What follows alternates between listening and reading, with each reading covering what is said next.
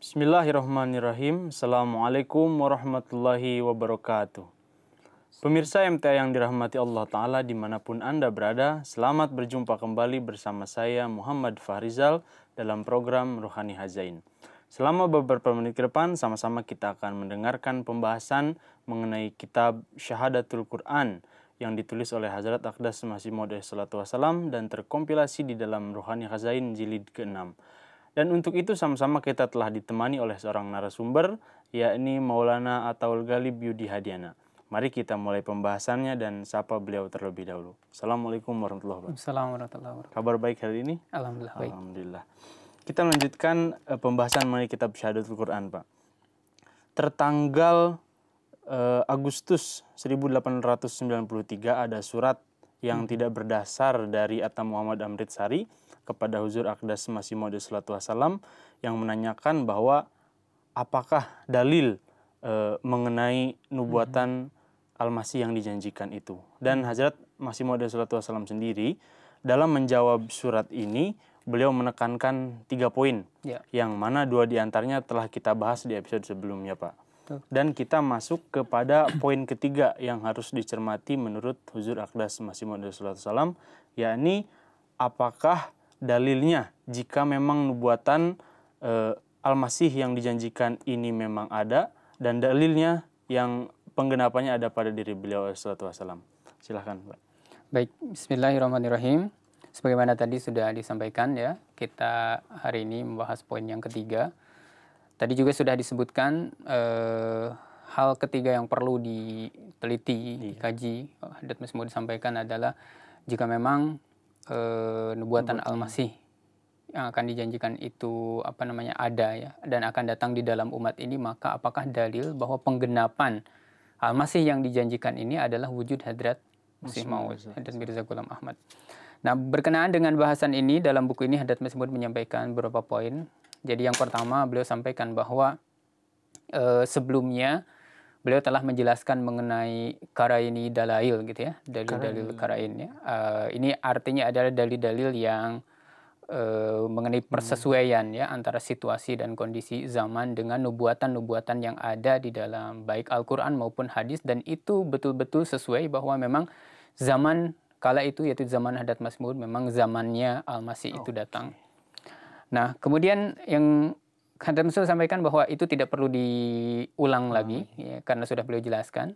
Nah, kemudian jika memang yang dituntut adalah adanya tanda khusus, Hadrat Masih Maud sampaikan, maka hendaklah pihak yang menuntut atau orang yang menginginkan tanda ini hendaklah mereka bersabar ya sampai Allah Subhanahu wa taala sendiri yang menunjukkan tanda-tanda untuk mendukung ya kebenaran dari hambanya ini. Nah, itu yang kedua Hadrat Masih Maud disampaikan. Ya, kemudian Hadrat Masih Maud menyampaikan bahwa hal yang sebenarnya adalah pendakwaan-pendakwaan serupa itu, yaitu pendakwaan kenabian dan pendakwaan beliau sebagai Al-Masih yang dijanjikan. Nah, pendakwaan-pendakwaan serupa itu belum sampai kepada pembuktian yang sempurna hanya dengan dalil-dalil yang sifatnya dalil mankuli atau dalil makuli gitu ya. Hadrat Masih Maud tulis di dalam buku ini, dalil mankuli itu adalah dalil nakal ya. Nah, kemudian dalil makuli itu dalil akal. Makanya ada dalil akal, akli, dan dalil nakli ya. Nah, istilah di kita itu. Jadi pendakwaan serupa itu belum sampai kepada pembuktian 100% atau sempurna hanya dengan 2 dalil tadi, yaitu dalil akal ataupun dalil nakli ya. Dalil nakli itu dalil yang berupa nas-nas atau teks-teks baik dari Al-Quran ataupun hadis. Nah, belum sampai pada derajat yang sempurna. Penyempurnanya itu lebih sempurna lagi ketika keberkatan dari orang yang mendakwakan itu terbukti ya melalui tanda-tanda samawi yang memang Allah Subhanahu wa taala tunjukkan untuk memperkuat dan memperteguh, memperjelas bahwa dia itu memang benar seorang utusan Allah Ta'ala. Lalu bagaimana pemenuhannya ada pada diri Rasulullah, Pak, sebagai contoh begitu? Ya, nah di sini Hadrat Masih Maud menyampaikan bahwa jadi ada 3 tadi untuk sampainya pembuktian kebenaran seorang pendakwa nubuat atau utusan Allah Subhanahu wa taala itu. Pertama, adanya dalil nakli ya, dalil-dalil dari teks gitu kan, Al-Quran ataupun hadis, termasuk Hadrat Masih Maud pun pendakwaan beliau itu terbukti dari teks-teks tadi, nas-nas tadi. Yang kedua adalah dalil akli, yaitu dalil secara logika ya, bagaimana kondisi zaman yang memang menuntut datangnya seorang pembaharu yang memperbaiki kondisi zaman saat itu. Nah, kemudian yang ketiga adalah tadi adanya tanda-tanda yang ditunjukkan oleh Allah Subhanahu wa taala untuk mendukung kebenarannya, dan ini di luar kuasa tangan manusia. Gitu ya. Nah, lalu bagaimana dengan Rasulullah SAW? Apakah Rasulullah SAW pun dalam pembuktian kebenaran beliau sebagai seorang nabi yang benar dan utusan Allah Ta'ala ketika hal ini ya, ketika dalil ini ada? Tentu memang ada. Jadi kalau kita melihat Rasulullah SAW, Hadrat Masih Maud menulis di dalam buku ini, berkenaan dengan kedatangan beliau SAW, ada kabar-kabar yang memang tertulis di dalam kitab-kitab sebelumnya. Itu yang pertama. Jadi secara nakalnya ada ya, secara nasnya, secara teksnya memang ada di dalam kitab-kitab sebelumnya tertulis kabar mengenai kedatangan seorang Rasul yang agung, yaitu wujud Rasulullah SAW. Kedua, kalau kita dilihat secara akal ya, secara aklinya, jadi kita lihat kondisi zaman ketika Rasulullah SAW datang, di mana saat itu kondisi umat atau orang-orang di Arab saat itu sudah sedemikian jatuhnya dari standar moral yang tinggi, dan memang menuntut untuk diutusnya seorang Rasul yang agung untuk memperbaiki kondisi tersebut. Nah, ini pun mendukung untuk datangnya seorang Rasul agung untuk memperbaiki kondisi tersebut, yaitu telah turun diutuslah Rasulullah SAW. Nah, kemudian bagaimana dengan yang ketiga, yaitu adanya tanda-tanda samawi yang ditunjukkan oleh Allah Subhanahu wa taala. Nah, tidak hanya dua tanda tadi, kata Hadrat Masih Maud sampaikan, bahkan Allah Subhanahu wa taala untuk membuktikan kebenaran Rasulullah SAW, Allah Ta'ala menurunkan begitu banyak tanda-tanda samawi, tanda-tanda di luar kuasa manusia gitu ya. Pada Rasulullah SAW dan sahabat-sahabat beliau, banyak sekali itu, sehingga dengan adanya tanda-tanda samawi ini semakin terbuktilah bahwa memang beliau ini bukan seorang pendusta, beliau ini memang seorang yang datang dan diutus oleh Allah Subhanahu wa taala. Begitu terang benderang bukti kebenaran beliau ini seperti terang benderangnya siang hari atau terang benderangnya matahari. Itu Hadrat Masih Maud sampaikan. Nah, kemudian memang di dalam buku ini ya tidak secara rinci Hadrat Masih Maud menyampaikan seperti apa tanda-tandanya. 1, 2, 3 tidak dijelaskan per poin. Cuma kalau kita ingin mengambil salah satu contoh saja, di zaman Rasulullah SAW, bagaimana Allah Ta'ala menurunkan tanda yang memang di luar kuasa manusia, dan ini membuktikan kebenaran beliau. Salah satu contohnya kita bisa melihat peristiwa Perang Badar saat itu, ketika kaum muslimin dengan hanya ada 313 orang dalam pasukannya, dengan sarana prasarana yang sangat kurang sekali ya, dibandingkan dengan kafir Quraisy, pasukannya itu kan 3 kali lebih banyak daripada pasukan kaum muslimin dengan persenjataan yang jauh lebih lengkap. Nah, dalam pandangan manusia, bagaimana mungkin pasukan kaum muslimin ini bisa menang melawan pasukan yang 3 kali lebih banyak ya jumlahnya dan persenjataan yang lebih lengkap. Tetapi disinilah kemudian Allah Subhanahu wa taala menunjukkan tanda samawi tadi. Bagaimana Allah Ta'ala menurunkan pertolongannya sehingga kaum muslimin yang hanya 313 bisa menang melawan pasukan kafir Quraisy yang jumlahnya 3 kali lipat lebih banyak. Nah, ini salah satu contoh bagaimana Allah Ta'ala menunjukkan tanda samawi, dan ini memang di luar kekuatan manusia. Nah, seperti itu salah satu contohnya. Lalu pemenuhannya terhadap Hazrat Aqdas Masih Maud SAW. Karena di awal kan beliau sampaikan bahwa tidak cukup hanya dengan dalil nakli, tekstual, ataupun dengan logika, ataupun akli. Tetapi perlu juga bukti bahwa adanya berkat pertolongan dari samawi dari Allah Ta'ala. Nah, tadi kita buktikan dengan Hazrat Rasulullah SAW. Dan sekarang bagaimana pemenuhan ketiga kategori tersebut kepada diri Hazrat Aqdas Masih Maud SAW. Ya, nah berkenaan dengan Hadrat Masih Maud SAW, beliau pun memang ketiga dalil ini, ketiga pembuktian ini bisa kita lihat dan ada di dalam diri Hadrat Masih Maud SAW dan mendukung kebenaran beliau. Ya, jika kita lihat dari situasi zaman ketika Hadrat Masih Maud diutus saat itu memang menghendaki adanya seorang utusan Allah Ta'ala untuk memperbaiki kondisi. Kita lihat agama Islam di Hindustan khususnya kala itu dari berbagai segi ya, mendapatkan serangan-serangan dari agama-agama yang lain, dari firqah-firqah yang lain. Nah, perlu adanya seseorang yang datang memang untuk membela, kemudian untuk memperbarui kondisi saat itu. Kemudian jika dilihat dari secara naklinya ya, dalam ayat-ayat Al-Quran, dalam hadis Rasulullah SAW, sebagaimana juga dibahas pada episode sebelumnya, bagaimana nubuatan mengenai kedatangan seorang yang dijanjikan ini itu ada di dalam Al-Quran, dan dilihat dari situasi dan kondisi memang nubuatan itu tergenapi pada masa itu. Nah, itu pun ada di zaman Hadrat Masih Maud. Kemudian pertolongan-pertolongan dari Allah Subhanahu wa taala pun banyak ya terjadi.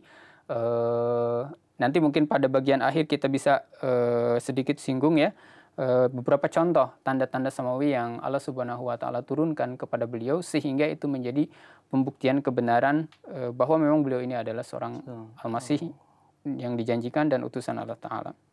Nah, kemudian di sini beliau pun memberikan penegasan lagi gitu ya. Penegasan lagi pada poin selanjutnya. Hadrat Masih Maud sampaikan hendaklah difahami bahwa jika memang hamba yang lemah ini, kata Hadrat Masih Maud, berasal dari Allah Subhanahu wa taala. Ini sebuah penegasan ya dari Hadrat Masih Maud. Dan jika memang apa yang saya katakan ini adalah perkataan-perkataan yang benar, maka pasti Allah Subhanahu wa taala sebagaimana sunnatullah yang Allah taala senantiasa berlakukan kepada setiap utusan Allah Subhanahu wa taala sejak zaman dahulu kala, Allah taala senantiasa memberikan pertolongan, maka pasti ketika hamba ini datang dari Allah taala pasti akan menunjukkan atau menzahirkan kebenaran hamba ini dengan pertolongan-pertolongannya yang khas. Ini sabda Hadrat Masih Maud di dalam buku ini. Kemudian beliau menegaskan bahwa Allah Subhanahu wa taala pun akan membuat semakin benderang kepada dunia melalui tanda-tanda khasnya bahwa memang hamba yang lemah ini memang datang dari Allah Subhanahu wa taala dan melakukan pendakwaan ini bukan semata-mata datang dari pikiran pribadi. Tidak. Hadrat Masih Maud tegaskan seperti demikian. Nah, maka kemudian ketika pendakwaan beliau ini telah terbukti kebenarannya melalui tanda-tanda yang dizahirkan oleh Allah Subhanahu wa taala, sebenarnya tidak ada celah lagi bagi siapapun untuk menolak apa yang dibawa oleh Hadrat Masih Maud, pendakwaan kebenaran yang disampaikan oleh Hadrat Masih Maud ini. Ya. Lalu di awal telah kita buktikan ya bahwa ini tergenapi, bahwa cara-cara sunatullah ini tergenapi pada diri Rasulullah SAW, dan tadi barusan Bapak ulas bahwa cara ini pun ternyata Allah Ta'ala lakukan karena menjadi sunatullah dan tergenapi pada diri Hazrat Aqdas Masih Maud SAW. Dan apakah di luar Islam kepada para anbiya sebelum Rasulullah SAW itu pun didapati sunatullah seperti ini, Pak? Ya tentu.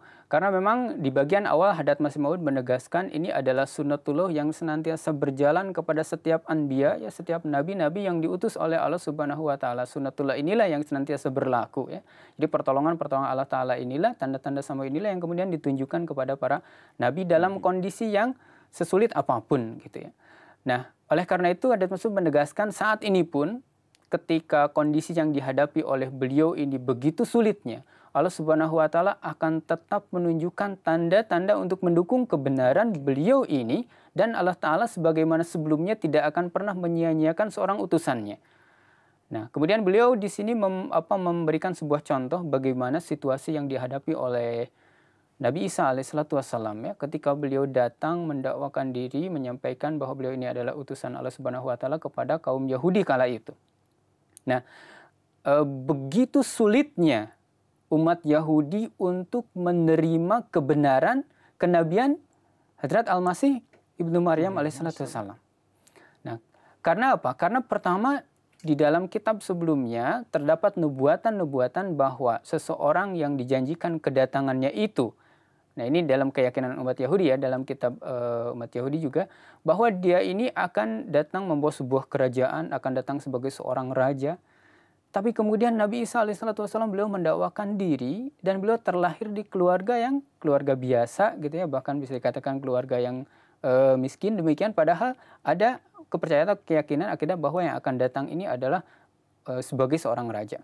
Kemudian yang kedua, diyakini juga di kalangan umat Yahudi bahwa dengan kedatangannya ini kejayaan orang Yahudi akan kembali, kemudian akan berperang melawan kerajaan Romawi dan kerajaan Israel ini akan tegak kembali. Tetapi kenyataan yang terjadi kemudian bertolak belakang dengan itu. Nah, kemudian yang ketiga, jika kita lihat di dalam keyakinan umat Yahudi bahwa sosok yang dijanjikan ini tidak akan datang sebelum kembalinya Elia. Jadi dalam keyakinan umat Yahudi bahwa Elia ini naik ke langit, nah kemudian beliau ini, Nabi Elia ini akan datang kembali. Nah, sebelum Nabi Elia ini turun kembali, maka sosok yang dijanjikan itu tidak akan datang. Oleh karena itu, orang-orang Yahudi kemudian menunggu-nunggu kapan Nabi Elia ini akan turun, dan setelah turunnya Nabi Elia kemudian akan datang sosok yang dijanjikan kedatangannya itu. Nah, jadi menunggu-nunggu. Nah, dalam kondisi seperti itu kemudian Nabi Isa alaihissalam beliau menyatakan bahwa Nabi Elia itu tidak akan datang. Maksudnya Elia yang dahulu itu tidak akan datang. Ya. Kemudian orang yang dijanjikan kedatangannya itu, akulah ini orangnya. Nah, kemudian Nabi Elia akan datang kembali itu sebenarnya telah tergenapi di dalam wujud Nabi Yahya. Bukan maksudnya itu akan tergenapi dalam wujud Elia yang dahulu. Nah, dalam kondisi seperti itu kemudian penjelasan atau takwilan dari Nabi Isa alaihissalam itu tidak diterima oleh orang-orang Yahudi. Dan bahkan kan kita melihat di dalam sejarah bagaimana orang Yahudi berusaha untuk menolak Nabi Isa alaihissalam, bahkan berusaha untuk menyalibkan, untuk membuat beliau ini seorang yang wafat dalam kondisi terkutuk, yang mati di atas salib. Ini penolakan-penolakan yang terjadi. Nah, Hadrat Masih Maud pun beliau menyampaikan bahwa ini pula yang dihadapi oleh beliau saat ini. Karena apa? Karena kaum muslimin pada umumnya sedang menanti-nanti, sedang menunggu-nunggu kedatangan Nabi Isa alaihissalam yang dahulu. Nah, di dalam kondisi seperti itu kemudian Hadrat Masih Maud mendakwakan bahwa Nabi Isa yang dahulu itu tidak akan datang, beliau sudah wafat. Maksudnya kedatangannya itu bukan Nabi Isa yang dahulu, tapi seseorang dalam wujud yang lain, yaitu akulah ini orangnya. Nah, kemudian orang Islam pun kemudian menolak tentunya kan pendakwaan-pendakwaan Masih Maud. Nah, ini adalah kesulitan-kesulitan yang dihadapi oleh beliau, tetapi Hadrat Masih Maud menegaskan bahwa di dalam kondisi sulit seperti ini pun, sebagaimana Allah Subhanahu wa Ta'ala pun telah menolong para nabinya pada masa-masa yang lalu, Allah Ta'ala pun akan tetap menolong beliau dan akan menunjukkan tanda-tanda, ya, tanda-tanda samawi untuk mendukung kebenaran beliau. Ini sebuah penegasan sebenarnya dari Hadrat Masih Maud. Oke. Sama-sama kita telah mendengarkan bagaimana pemenuhan-pemenuhan dan cara-cara Allah Ta'ala yang memang terus berkesinambungan, terus berlanjut bahkan sebelum Rasulullah SAW itu, Pak. Lalu setelah kita memahami bahwa ternyata memang cara Allah Ta'ala untuk membuktikan utusannya itu seperti ini. Lalu apakah tanda-tanda yang lebih spesifik yang terbukti bahwa ini bahwa Hazrat Aqdas Masih Maud SAW itu memang datang dari Allah Ta'ala, Pak? Ya, nah yang pertama Hadrat Masih Maud menegaskan kembali bahwa semenjak dahulu sunatullah itu tidak pernah berubah. Nah, orang yang benar datang dari Allah Subhanahu wa Ta'ala akan senantiasa mendapatkan pertolongan dengan tanda-tanda samawi untuk mendukung kebenarannya. Tetapi orang yang hanya mengada-ada, maka Hadrat Masih Maud sampaikan tidak akan diberikan pertolongan, justru akan terjadi kehancuran. Masih Maud menegaskan bahwa seandainya aku ini bukan datang dari Allah Subhanahu wa Ta'ala, maka Hadrat Masih Maud menegaskan bahwa Allah Subhanahu wa Ta'ala pasti akan membinasakan beliau di dalam kondisi yang teramat hina. Nah, ini penegasan dari Hadrat Masih Maud alaihissalam. Karena apa? Karena tidak ada dosa yang lebih besar lagi daripada seseorang mengatakan bahwa aku ini adalah seorang utusan Allah padahal bukan. Aku ini mendapatkan karunia berwawan, cakap bermukalamah, mukhatabah, mendapatkan wahyu dari Allah Subhanahu wa Ta'ala padahal tidak. Nah, ini sesuatu kezaliman yang sangat besar. Nah, barang siapa yang menyatakan demikian padahal tidak, maka sebagaimana firman Allah Subhanahu wa Ta'ala akan membinasakannya. Nah, ini pula yang akan terjadi padaku, kata Hadrat Masih Maud. Seandainya aku ini bukan datang dari Allah Ta'ala, seandainya aku ini mengada-adakan dusta, maka yang akan terjadi adalah aku ini akan dibinasakan oleh Allah Subhanahu wa Ta'ala dengan cara yang hina. Ini yang pertama. Jadi kalau memang beliau ini bukan benar dari Allah Ta'ala, pasti beliau dan jemaatnya tidak akan mengalami kemajuan justru akan dibinasakan tadi dalam kondisi yang hina. Tapi yang terjadi adalah tidak demikian, sebaliknya ya, jemaat beliau itu senantiasa mengalami kemajuan demi kemajuan, dan sampai saat ini pun terus menerus mengalami kemajuan. Ini merupakan satu bukti juga bahwa beliau ini adalah seorang yang benar datang dari Allah Subhanahu wa Ta'ala. Nah, kemudian di dalam buku ini juga beliau menegaskan bahwa sampai tanggal hari ini, kata Hadrat Mas'ud menulis, beliau menyebutkan tanggal 11 Rabiul Awal tahun 1311 Hijriah, bertepatan dengan 22 September ya 1893 ya, hari Jumat. Nah, Hadrat Mas'ud menyebutkan bahwa telah zahir lebih dari 3.000 tanda dari hamba yang lemah ini. Tanda-tanda samawi yang Allah Ta'ala tunjukkan untuk mendukung kebenaran beliau. Nah, telah zahir lebih dari 3.000 tanda. Hadrat Mas'ud menegaskan. Bahkan yang menjadi saksinya saat ini masih hidup jumlahnya ratusan bahkan ribuan. Kemudian berkenaan dengan penggenapan nubuatan orang-orang yang dari kalangan Hindu ataupun dari kalangan Kristen, mereka pun masih ada orangnya saat ini. Kemudian menyaksikan juga, Hadrat Mas'ud sampaikan. Nah, kemudian berkenaan dengan doa-doa yang dikabulkan, doa-doa beliau, misalkan beliau berdoa mengenai sesuatu, mengenai seseorang, lalu beliau kabarkan bahwa seseorang ini misalkan sakit, dia akan sembuh, dan terbukti sembuh. Nah, itu pun banyak jumlahnya, Hadrat Mas'ud sampaikan, dan orang-orangnya pun ada sekarang menjadi saksi. Ini pun menjadi bukti bahwa Allah Subhanahu wa Ta'ala menunjukkan tanda samawi ya untuk mendukung kebenaran beliau. Nah, selanjutnya pada poin berikutnya di sini Hadrat Mas'ud menegaskan ini juga bisa menjadi salah satu tanda kebenaran beliau jika kita lihat dari azm ya, dari tekad Hadrat Masih Maud alaihissalam untuk membela agama Islam. Pada bagian akhir di buku ini Hadrat Mas'ud pun menjelaskan bahwa hampir ada 16.000 orang ya. 16.000 orang baik itu yang ada di Hindustan ataupun ada di Inggris, di Jerman, di Prancis, di Rusia, di Roma, para pendeta Yahudi, para pendeta Kristen, para bishop dan lain sebagainya. Nah, Hadrat Masih Maud bilang ada sekitar 16.000, tidak kurang dari 16.000 jumlahnya, yang itu dikirimi surat oleh Hadrat Masih Maud, kemudian dibuat daftarnya, dikirimi surat, di mana di dalam surat itu Hadrat Masih Maud alaihissalam menyatakan bahwa pada masa sekarang ini agama yang benar adalah agama Islam, sedangkan agama-agama yang lain telah kehilangan keaslian dan kebenarannya. Nah, Hadrat Mas'ud menulis surat-surat demikian kepada tadi sekitar 16.000 orang menjadi saksi, dikirimi surat seperti itu oleh Hadrat Masih Maud. Nah, kemudian jika ada yang ragu terhadap apa yang ditulis oleh Hadrat Masih Maud di dalam surat itu, maka silakan datang untuk berhadapan langsung dengan Hadrat Masih Maud alaihissalam. Silakan datang dan tinggal dalam kurun waktu setidaknya 1 tahun bersama Hadrat Masih Maud alaihissalam.